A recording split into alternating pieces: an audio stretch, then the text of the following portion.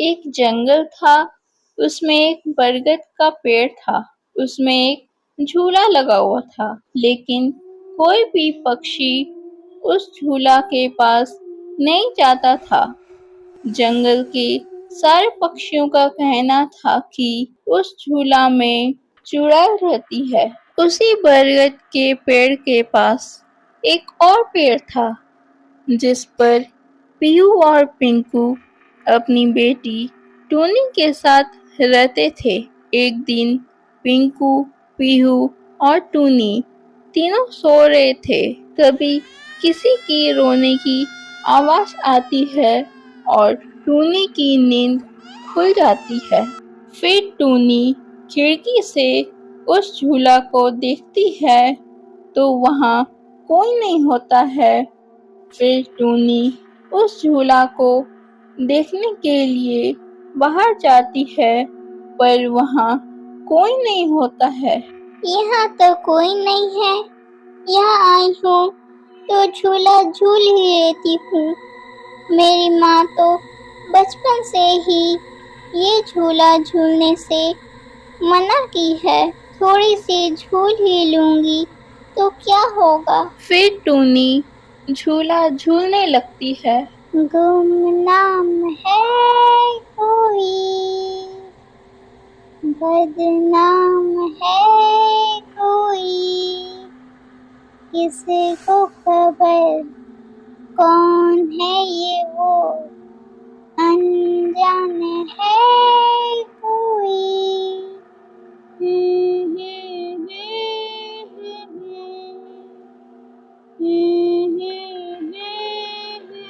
अरे वाह, आज तो झूला झूलने में मजा आ गया।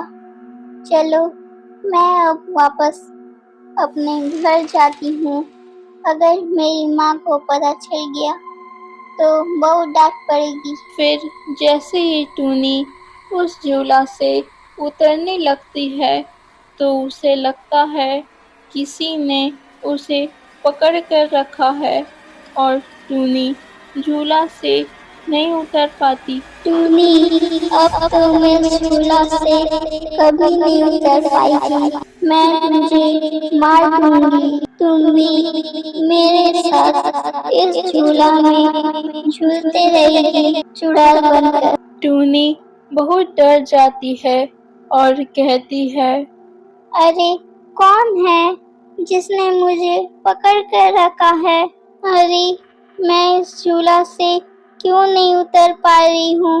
बचाओ बचाओ, कोई है, मुझे बचाओ। मेरी कोई मदद करो, मुझे इस चुड़ैल से बचाओ। फिर पीहू और पिंकू की नींद खुल जाती है और वो दोनों उस झूला के पास जाते हैं। फिर पिंकू उस चुड़ैल से कहता है, छोड़ दो मेरी बेटी को, वरना मैं तुझे मार दूंगा। फिर चुड़ैल पिंकू से कहती है, अच्छा तू मुझे मारेगा, देखती हूँ कैसे मारेगा। फिर टूनी रोने लगती है। पापा, माँ, मुझे इस चुड़ैल से बचाओ, ये मुझे मार देगी। मैंने तुम्हें कितनी बार समझाया था कि इस झूला के पास नहीं आना है, फिर भी तुम आ गई। जैसे ही चुड़ैल टूनी को मारने लगती है, वैसे ही पिंकू उस झूला को काट देता है और झूला पेड़ से अलग हो जाता है। फिर टूनी भी नीचे जमीन पर गिर जाती है। फिर टूनी बच के आ जाती है और पिंकू उस झूला में आग लगा देता है और झूला में आग लगते ही वो चुड़ैल भी मर जाती है। झूला वाली चुड़ैल से सबको छुटकारा मिल जाता है। फिर सब लोग खुशी खुशी रहने लगते हैं।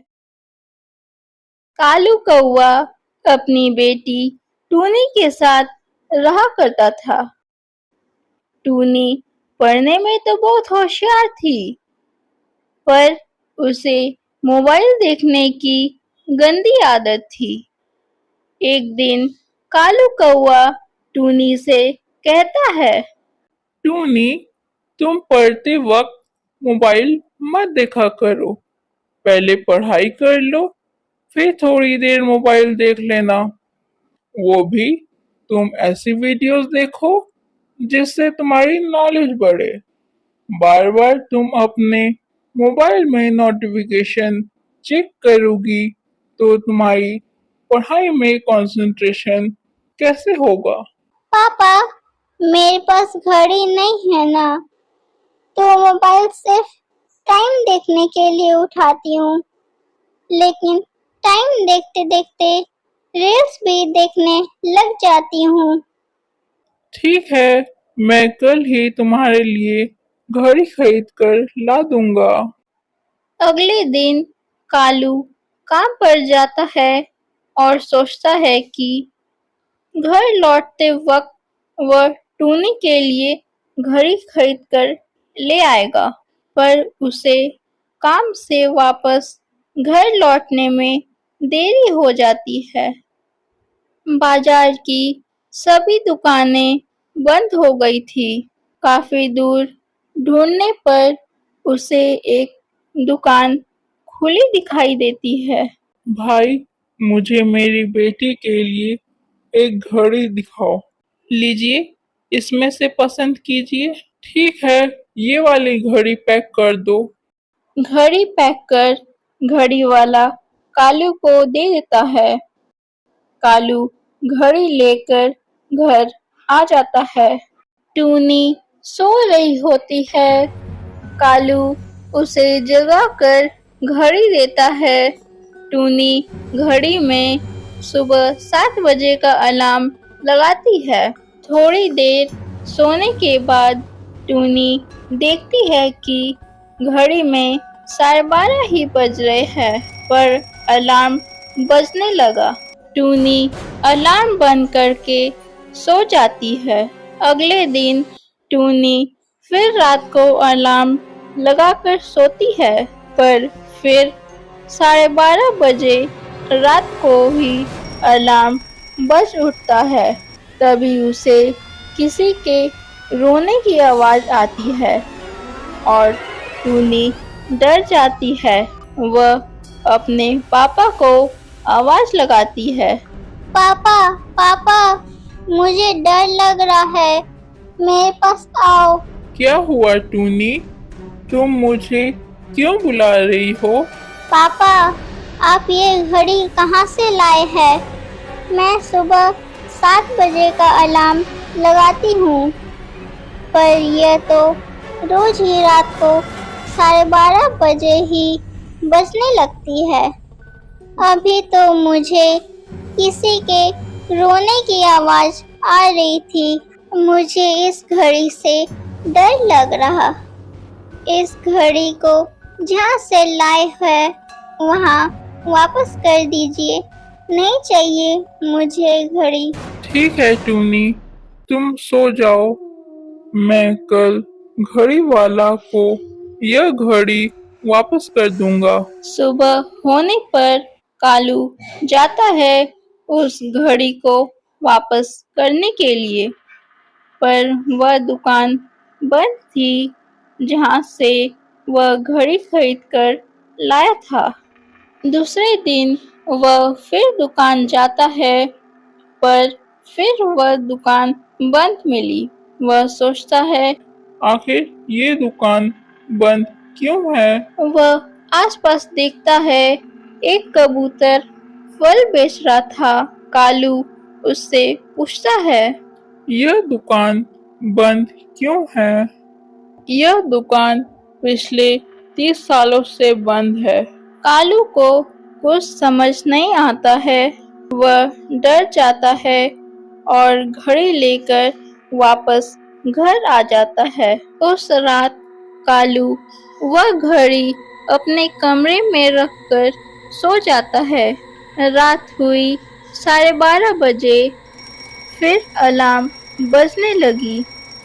तभी कालू की नींद खुलती है तो वह अपने कमरे में टूनी को देखता है। वह डरावनी दिख रही थी। हा हा हा, पापा घड़ी अच्छी लगी ना आपको? टिक टिक टिक टिक, हा हा हा, टूनी की टूनी की आंखें खून से लाल थी। इतना कहकर वह कमरे से बाहर चली जाती है और छत पर जाने लगती है। कालू भी टूनी के पीछे जाता है। जल्दबाजी में उसे सीढ़ियों पर चढ़ते वक्त चोट लग जाती है। फिर भी वह टूनी के पीछे पीछे छत पर जाता है। तुमने मेरा घड़ी इस्तेमाल किया है, अब मैं टूनी को नहीं छोड़ूंगी। टूनी छत की दीवार पर चढ़ जाती है और चौथे मंजिल से नीचे कूद जाती है। कालू टूनी को कूदता देख रोने लगता है। टूनी, ये तुमने क्या किया? तुम क्यों कूद गई? तभी टूनी पीछे से आवाज लगाती है। पापा पापा, क्या हुआ? आप छत पर इतनी रात को क्या कर रहे? कालू टूनी को देखकर बहुत खुश हो जाता है। सुबह होने पर वह जाता है उसी दुकान पर जहाँ से घड़ी खरीदकर लाया था। वह कबूतर को घड़ी दिखाता है और सारी बात बताता है। यह दुकान एक पीहू की थी।